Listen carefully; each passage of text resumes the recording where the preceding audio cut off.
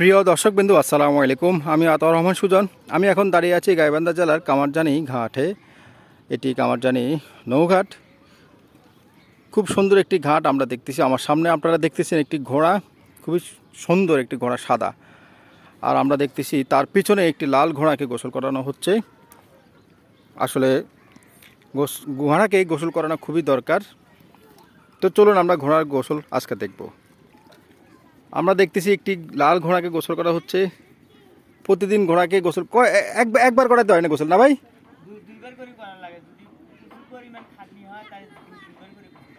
পরিশ্রম বেশি হলে ঘোড়া তাহলে দুইবার করে করার লাগে, চারটার সময় ঠান্ডা সুস্থ থাকে।